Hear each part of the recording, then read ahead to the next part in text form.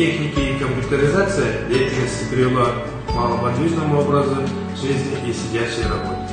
Недостаточная физическая активность приводит к физиологическим нарушениям, в частности, к замедлению обмена веществ.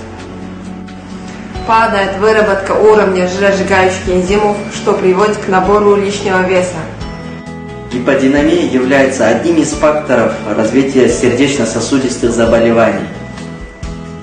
Для поддержки здорового образа жизни постоянно требуется физическая активность. Кто глубокие руки шире, не спешите, 3-4, бодрость духа, грация и пластика.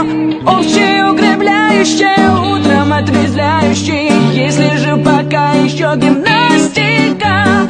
Общее укрепляющее, утром отрезвляющее, если же пока еще гимнастика.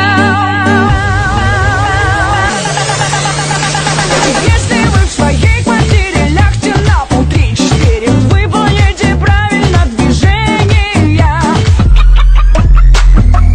Надо подкачаться, надо подкачаться. Надо подкачаться, надо подкачаться. Надо подкачаться, надо подкачаться.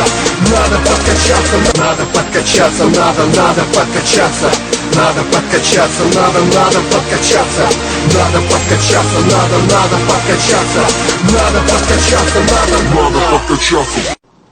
Республиканский центр карантинных и особо опасных инфекций принял эстафету от Центра укрепления здоровья и передает ее Республиканскому центру